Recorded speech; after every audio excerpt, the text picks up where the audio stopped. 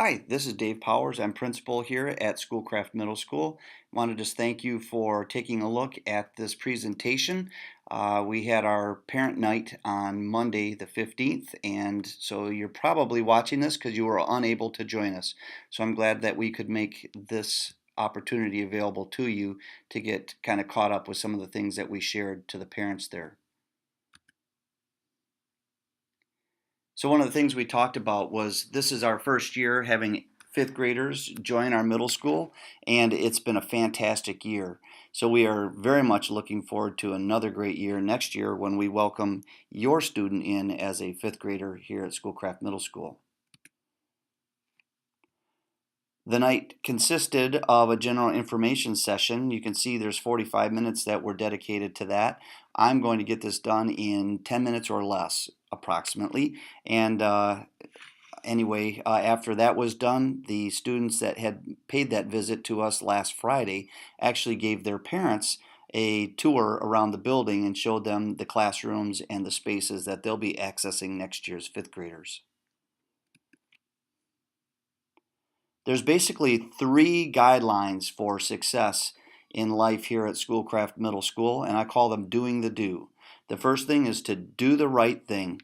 Those are the things that you as parents and then the grandparents, aunts and uncles, teachers, coaches, youth group leaders have been instilling in your kids to help them know right from wrong and to use their conscience and make good decisions. The next thing is to do their quality best. So we just ask that all students, regardless of what their unique gifts and talents and abilities and even struggles are, that they just give it their best at each and everything that they do, whether it's in the classroom, musically, athletically, just give it their all. And then the last thing is to do unto others as you'd have them do unto you. And that's really the key in life for human beings is how do we treat each other? So we want to treat other people the way that we would like to be treated. We take care of these three things and it's going to be a pretty special place around here. And typically it is.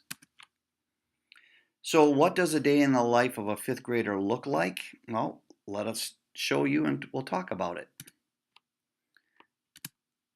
Students generally get here around 7:30, whether that's the bus or if you're going to drop them off. We ask that you shoot for about that time. When they get here, we ask that our fifth and sixth graders meet and greet their friends in the cafeteria, and then the seventh and eighth graders will hang out in the gym. School will begin at 8 o'clock, and then it ends at 3:06 each day. Just so you know, our fifth graders do travel in their homeroom groups from class to class, just like they do in fourth grade, and those passing times for them are unique. So they're not actually in the hallways when all the other grade levels are switching. So that makes it a lot less congested and easier to get around. Every student has their own locker. I believe they do at the elementary as well. And it's going to be right outside their homeroom in that wing of the building that's dedicated to fifth grade.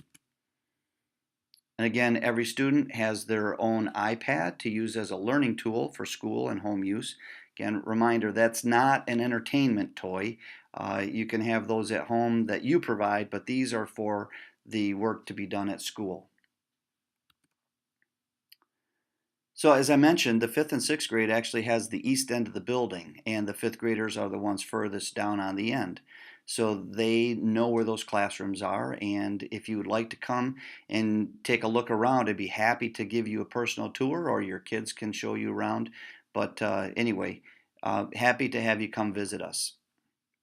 And I should note that all the furniture in these classrooms is brand new and it's 21st century learning furniture, just like they have over at the elementary school. So it should be very familiar to them.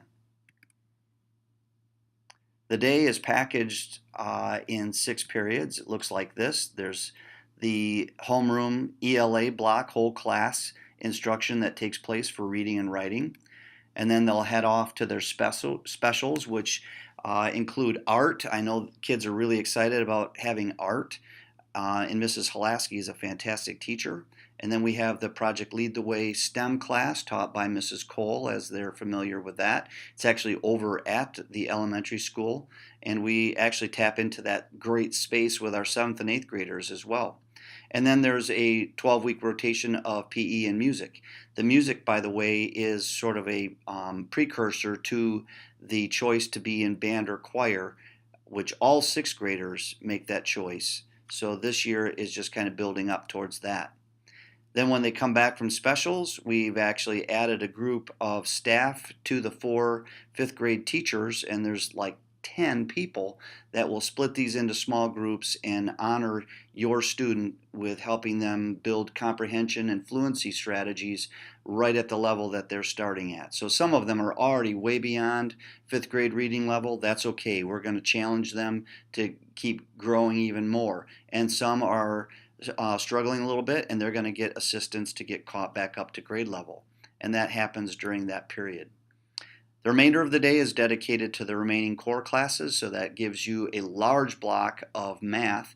It's like a double block, actually. And while your student is in the math class, the other classes across the hall will be alternating between the science and the social studies classroom.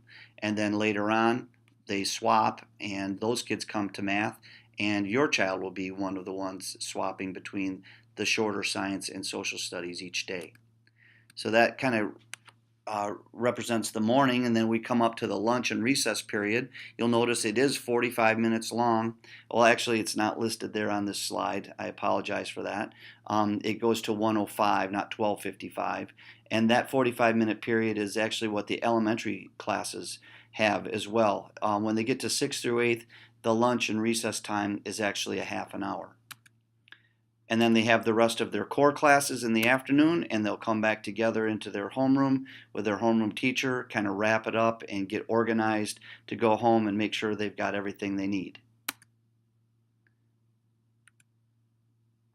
So when we talk about the recess time, just want to make sure you understand that our kids have access to the same playground they've been using. It's an awesome facility over there, and our parapro supervisor goes with them and escorts them across the parking lot.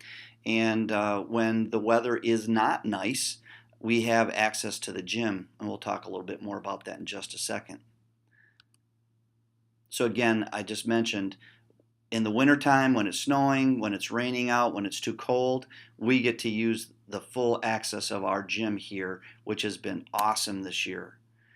Again, we talked about the playground is there for us when the weather's nice.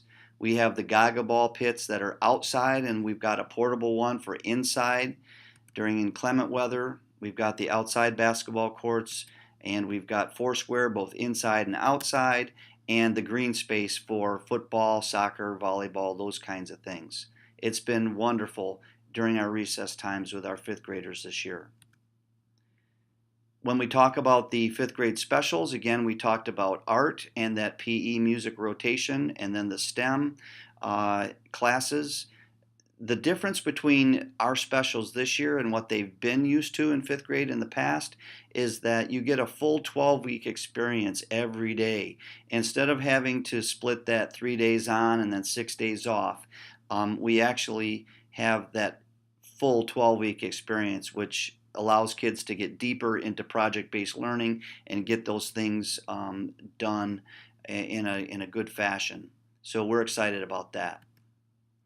I know many people had questions as to whether we would continue to have 4 sections, and the answer is yes.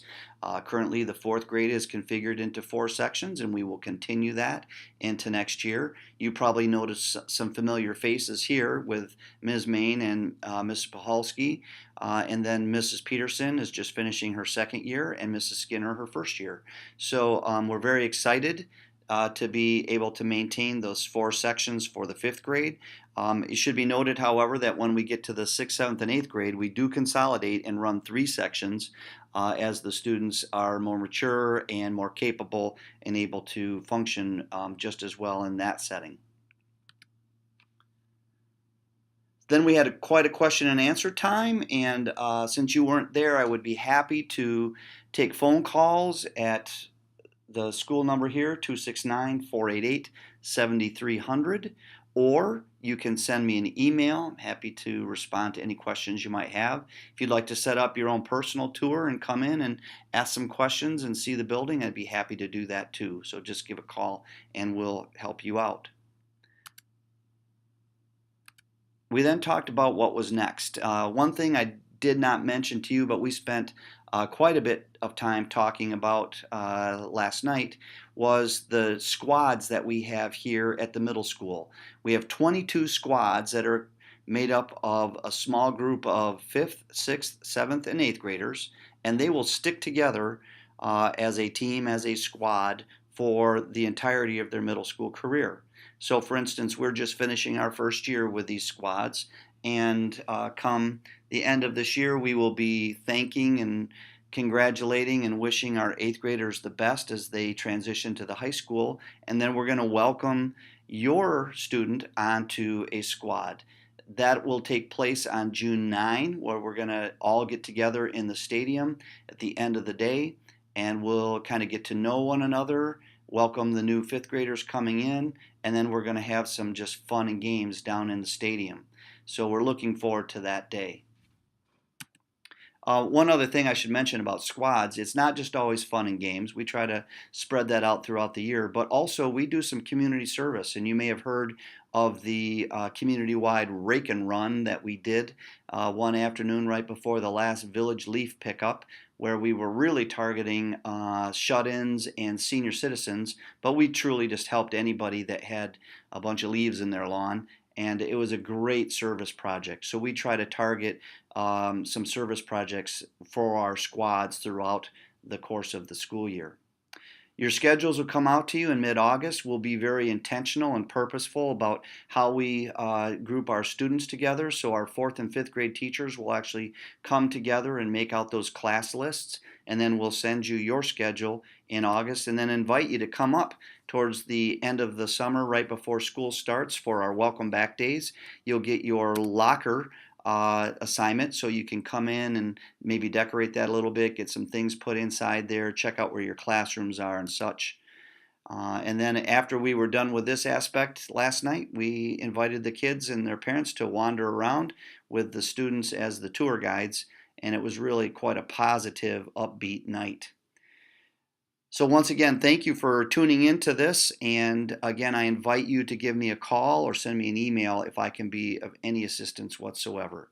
Thanks very much, and we look forward to seeing your upcoming fifth grader on June 9.